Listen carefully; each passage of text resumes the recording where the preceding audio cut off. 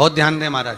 बच्चे अगर एग्जाम में बैठ रहे हैं और विशेष एग्जाम है, कोई सीए की पढ़ाई कर रहा है या कोई चीज की पढ़ाई कर रहा है, आप लोगों ने टीवी पर कथा सुनी होगी तो आपको मालूम होगा भी उज्जैन में और इंदौर में जब कथा हुई, दीदी भी आए थे उज्जैन कथा में 84 महादेव में, तो वहाँ एक बच्चा एग्जाम में बैठा था और वो बच्चे का एग्जाम देने के बाद में जो रिजल्ट आया है वो सीए की पढ़ाई में भी अव्वल निकल गया। केवल एक काली मिर्ची का प्रयोग। आप घर से निकलें तो एक काली मिर्ची शंकर जी को समर्पित कर दें शिवलिंग पर, एक काली मिर्ची दरवाजे की चौखट पे रखें, अपना उल्टा पांव रखकर श्री शिवाय नमस्तुभ्यम कहकर किसी भी एग्जाम में जाकर बैठ जाएं, आप उसमें उत्तीर्ण होंगे। ये पक्का, आप उसमें कभी फेल नहीं हो सकते। श्री शिवाय नमस्तुभ्यम कहकर काली मिर्ची एक शंकर पर और एक दरवाजे की चौखट। श्री शिवाय नमस्तुभ्यम शंकर को समर्पित करी हुई एक एक वस्तु का प्रमाण है। बेलपत्र, जरा ध्यान देना हो, ये बेलपत्र जो होता है, इस बेलपत्र पर कभी कभी आपने देखा होगा कि कई लोग बीच वाले पत्ते पर चंदन लगा देते हैं। ये जो बीच का पत्ता होता है इस पर लोग चंदन लगा देते हैं। शिव महापुराण की कथा कहती है अगर भूलवश भी अनायास आपके पास बेलपत्र भी नहीं है, शिव जी का चढ़ा हुआ बेलपत्र भी अगर आपने उठा लिया और उठाकर उस बीच वाले पत्ते पर एक चावल का दाना रखकर भी आप भगवान भोलेनाथ को समर्पित कर रहे हो, तो ये समझ लेना कि तुमने महीना, 2 महीना, 4 महीना, 6 महीना, 8 महीने में, हम तो हमेशा कहते आए हैं, आज फिर कह रहे हैं, 1 महीना पूरा हो जाए जल चढ़ाते, 2 महीना पूरा हो जाए जल चढ़ाते, 3 महीना पूरा हो जाए, 4 महीने पूरे हो गए, 6 महीने पूरे हो गए, या आपका साल भर पूरा हो गया, प्रयास करा करो एक बीच वाले पत्ते पर एक चावल का दाना रखकर शिव जी को समर्पित करना। क्यों? जो तुमने पूर्व में जल चढ़ाया है वो चावल का दाना अक्षय, उसको अक्षत माना जाता है, अक्षय माना जाता है। मतलब तुमने अभी तक जो जल समर्पित करा है वो कभी समाप्त तो नहीं हो सकता, उसका पुण्य तुम्हारे खाते में चले गया, अब तुम उसको किसी को भी प्रदान कर सकते।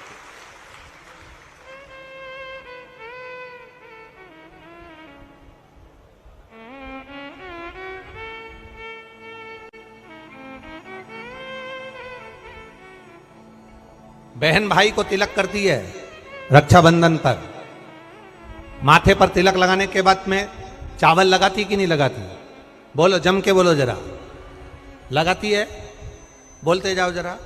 लगाती है, ठीक है। मंदिर में आप पूजन कर रहे हो, घर में कोई अनुष्ठान कर रहे हो, पंडित जी तुम्हारे मस्तक पर तिलक करते हैं तो चावल लगाते कि नहीं लगाते? बोलो बोलो, जम के बोलो। लगाते हैं। तुम्हारे घर में शादी ब्याह होता है तो तिलक करा जाता है तो चावल लगाया जाता कि नहीं लगाया जाता? लगाया जाता। सब समय पर चावल, मस्तक पर कंकु का तिलक, चंदन का तिलक, जो भी तिलक तुम्हारे मस्तक पर लगा है, कोई अगर लगाएगा शुभ कार्य में तो चावल जरूर लगाएगा। बस एक कार्य ऐसा होता है जिस समय पर मस्तक पर तिलक करा जाता है पर चावल नहीं लगाया जाता।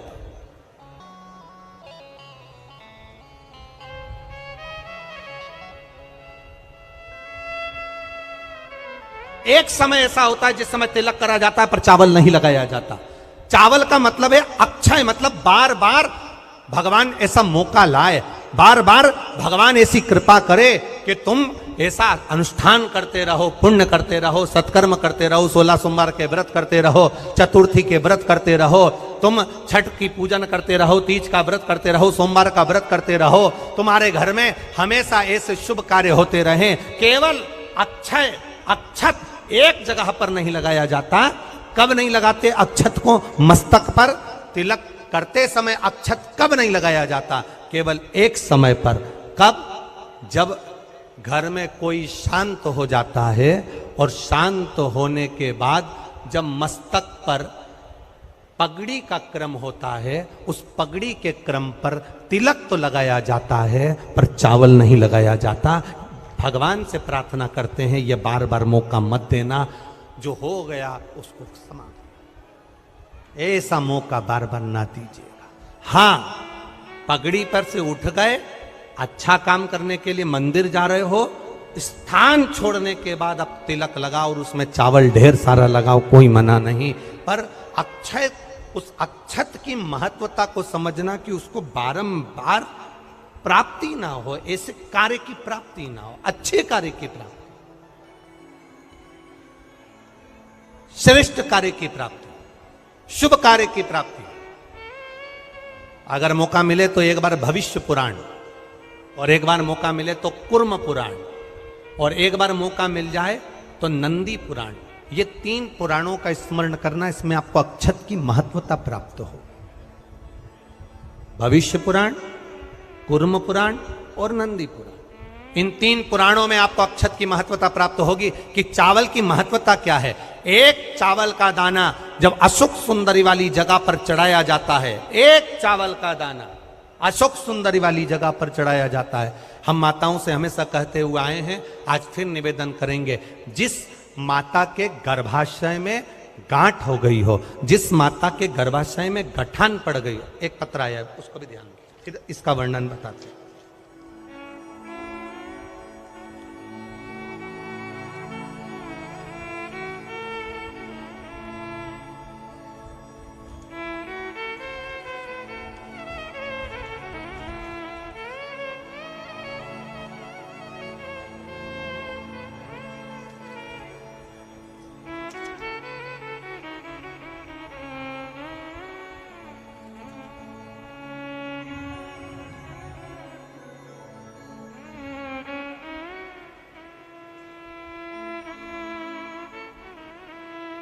मैं गंगा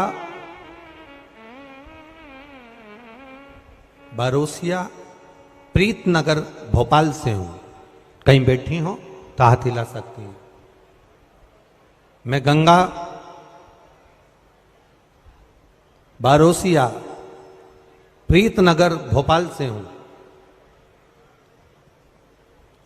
एक चावल का दाना और 1 लोटा जल, एक बेलपत्र का महत्व क्या है, इस पत्र को आप लोग टीवी चैनल के माध्यम से एलईडीओं पर भी पढ़ सकते हैं। हम जो पत्र पढ़ते हैं वो आप भी अपने आनंद के साथ उस पत्र को पढ़िए।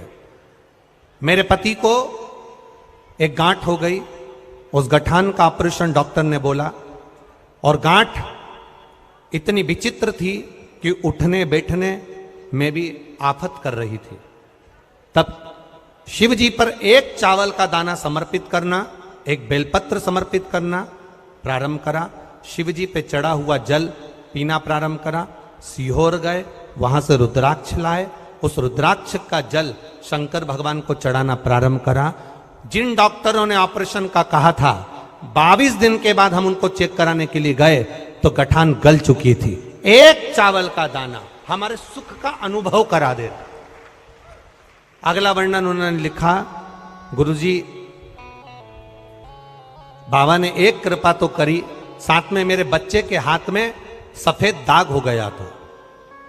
सफेद दाग हो गया तो हमने डॉक्टरों का इलाज करवाना प्रारंभ करा। आयुर्वेदिक दवाई भी ली, पर वो दाग समाप्त नहीं हो रहा था। जब दाग समाप्त नहीं हो रहा था, तब शंकर जी के मंदिर में जाकर समी के पत्ते का आपने जो प्रयोग बताया था वो करना प्रारंभ करा, और बाबा की कृपा से शिव जी का चढ़ा हुआ जल शरीर पर लगाना, और पूर्णिमा के दिन गाय जो अपने बछड़े को दूध पिलाती है, उसका जो फेन बछड़े के मुंह पर आता है वो शरीर पर लगाना, और लगाकर उसको बैठना। उससे मेरे बच्चे के शरीर पर से सफेद दाग पूरा समाप्त हो गया। ये शिव तत्व, ये शंकर।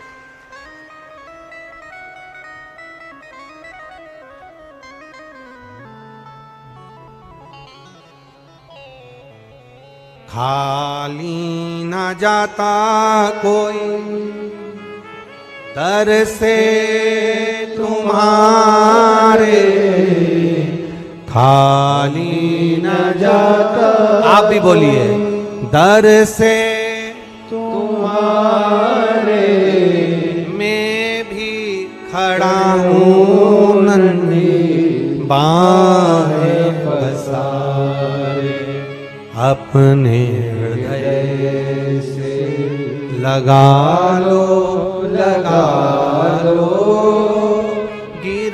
जा रहा हो, उठा लो उठा लो भोले अपने दर से अब तो न टालो, गिरा जा रहा हो, उठा लो उठा लो। एक अक्षत, एक चावल का दाना, गर्भाशय में गांठ हो गई, डॉक्टर को दिखाया, गर्भाशय में बच्चा दानी के अंतर्गत गांठ पड़ गई, गर्भाशय में गांठ पड़ गई, बड़ी तकलीफ की जिंदगी जी रही है, डॉक्टर कह रहे हैं ऑपरेशन करवाओ, डॉक्टर कह रहे हैं ऑपरेशन करवाना पड़ेगा। एक बार मेरे भोलेनाथ पर जल चढ़ाना प्रारंभ करो।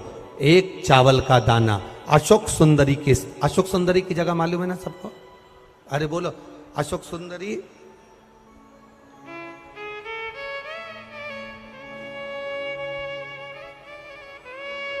जैसे ये शिवलिंग,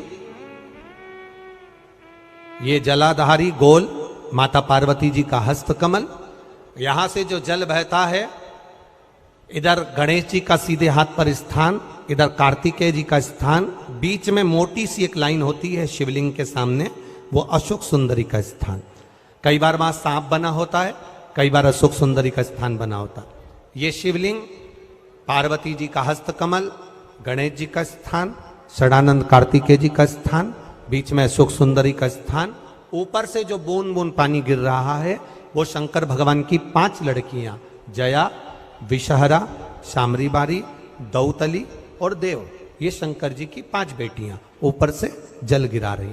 तो अशोक सुंदरी वाली जो स्थान होता है, जब आपके गर्भाशय में या शरीर में पुरुष हो, स्त्री हो, जिसके पूरे शरीर में कहीं पर भी गांठ पड़ गई हो और गल ना रही हो, एक चावल का दाना अशोक सुंदरी वाली जगह पर चढ़ाना प्रारंभ करो, शिव जी पे जल चढ़ाना प्रारंभ करो, उस जल का आचमन करना प्रारंभ करिए। आप 3 महीना, 4 महीना, 5 महीना करते रहो, उसके बाद जांच जरूर करवाना हॉस्पिटल में जाकर कि गांठ गली कि ना गली। पर विश्वास रख, भरोसो दृढ़ इन चरणन कैरो, श्री वल्लभ नक चंद्र छटाबिन सब जग माही अंधेरो। भरोसा मूर्ण होना चाहिए, भरोसा मूल हो। हमारा अगर विश्वास नहीं है तो फिर भगवान भी नहीं है। मानो तो मैं गंगा मां हूं, ना मानो तो बहता पानी। आपका अगर भरोसा कहता है कि मैंने जल चढ़ाया और मेरा महादेव सुनेगा, आपने सोच लिया कि मेरा महादेव सुनेगा, तो महादेव सुनेगा।